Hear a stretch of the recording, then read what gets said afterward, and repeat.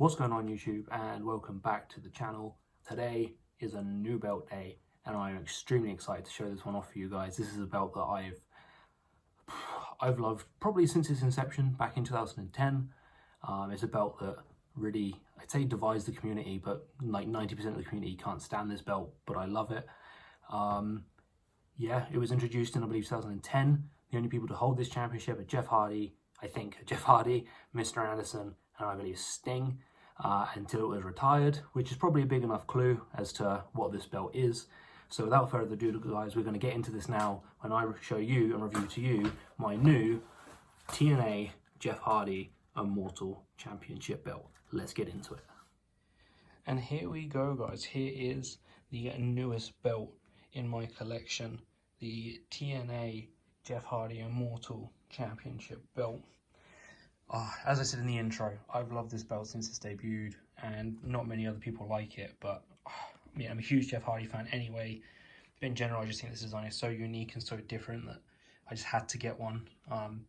As you will probably be able to tell as we go into a bit more detail, this isn't a top rope belts replica or one of the rare, I say unofficial, there are official TNA replicas, but without the logos on.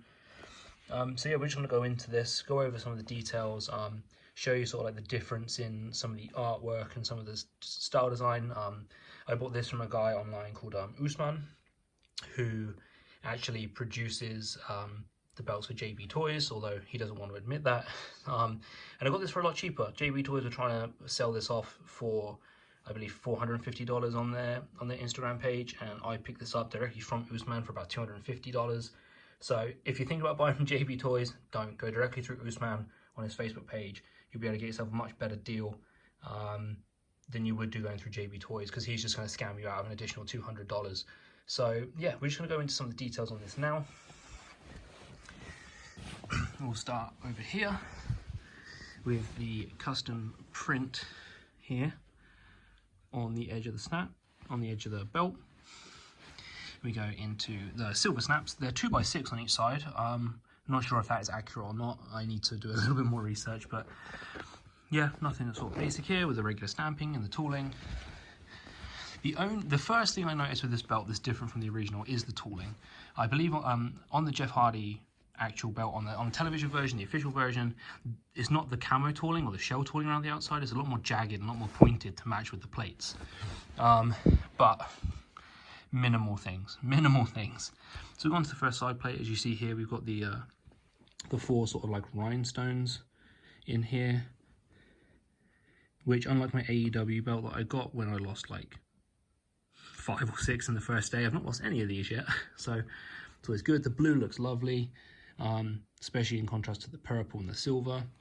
See there, the TNA wrestling and the big yellow print in the middle. There.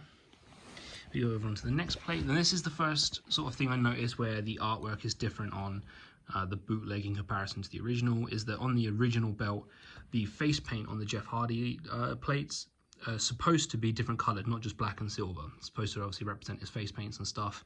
It's just black and silver on here, but you know, it's whatever. You get for what you pay for what you get. And I still love it. I don't like, it could be coloured or not. It could be pure silver on this plate, and I really wouldn't mind.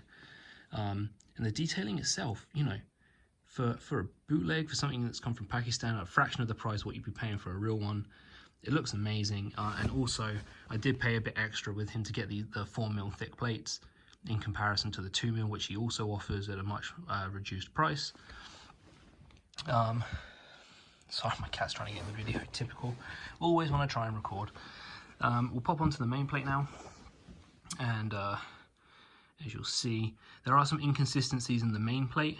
The regular belt here, the plain silver bits in between the blue, these are textured in the original belt, like a nugget texture, and on here they're just sort of plain silver. We slowly, as we go over, this is literally just come in the post, and the condensation is real on it right now. It keeps steaming up where it's been out in the cold for so long. It's like -3 here in Austria right now, and in my apartment we're at like 25-30 degrees Celsius, so it's really sort of steaming up. So you have on here, as you see, enigmatic champion. So this is another part of the sort of the mini, as you see here, there's like blue paint in the outline, and I'm not sure if it should be blue all the way around, but this is the only part of the edge plate that actually has any blue on it for some reason. But yeah, you go on, the point, it's a little bit rough down here where it's been, we'll see where it rests on that. I need to get a proper stand for this. But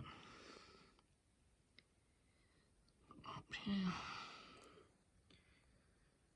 And the etching on this is pretty deep as well. Don't really want to run my finger across it, but yeah. He's done a really good job with this. As I said, it's one of my favourite belts, and I'm just in shock at how beautiful this thing is. There we go. To the main bit now, the TNA wrestling. And of course the Jeff Hardy face. If I can get my camera to focus. There we go. Bits of the eyes. And the green around it. Oh, man, it's so beautiful. And then the lethal point of doom here. But there you can see there just how thick these plates are. Proper 4mm. These aren't hollowed out like the WWE replicas. This is just solid 4mm brass. I think this is brass. We're going to the opposite side plates. Obviously here, you have another Jeff Hardy side plate with the face paint on the opposite side. I believe on the real belt, as I said, they're supposed to be coloured. I believe this is supposed to be blue and white, and black, I think, to match with the colours here. And again, as you can see here, there's another sort of inconsistency in the TNA wrestling. The black on wrestling hasn't been painted all the way. It looks like they just kind of stopped 3/4 of the way through. So I might just buy some like figure paint and do that myself once everything else opens up here again after this third lockdown. But yeah, see gemstones. It's just so beautiful. And as I said in the intro, there's not many videos of this online. I think the most viewed videos online of this belt are Hazard F5's 2 reviews. One from his top rope belt, one, so the official replica, I guess, premium replica. And he also has the classic shields. And then Paul Martin doing his comparison between his handmade one and the actual TNA replica, the one that was never officially released. And then again, we have another 2x6. And yeah, I just can't believe that for the price, how close this is to like the replicas. There's only a few minor details missing, but you know, if you're anything like me and you collected replica belts when it was like the mid-2000s, you're so used to so many inconsistencies anyway, that minimal things here and there just don't really bother you that much. I also think the leather cut here isn't truly accurate to TV. I believe it should be cut in a bit more here, but again, you know, it doesn't particularly matter. And I'll just show you the back very quickly. As you can see, all covered up. And I'm so happy they've used actual bolts. On my AEW and my 24/7 title, the bolts are so small. I'm so worried they'll break if I just handle it a little bit too rough. Yeah, and then last of all, just to show you guys what the leather quality is on this, because it feels a lot better than my 24/7 and my AEW in terms of the leather quality. It actually feels like leather and not vinyl, and it's not rough around the edges. It's nice and smooth, and so there it is. As you can see, like it's ridiculous. The only thing I have to break in, as you can see here, where it's been in the packaging, this terrible camera angle, slightly bent down on the edge of the snaps, but that will straighten out once I've had it out and laid flat for a while.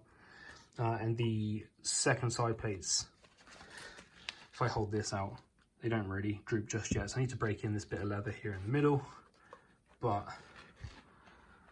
it doesn't have any resistance when you try and hold it. It's just absolutely fantastic. It's obviously a very small belt. I think it's probably smaller, sorry, than the Intercontinental. Like the oval, maybe around the same size. But yeah, that's pretty much it, guys. So I hope you've enjoyed the video and this incredible replica belt, because I know I've enjoyed it, and this is gonna be staying in my collection for a long while. So without further ado, guys, thank you very much for watching. If you like this type of content and these type of different and I guess rarer belts, then please feel free to drop a like and subscribe to the channel. I'll upload whenever I pick up a new belt. But yeah, that's it. Thank you very much for watching, and I will see you guys later. Bye bye.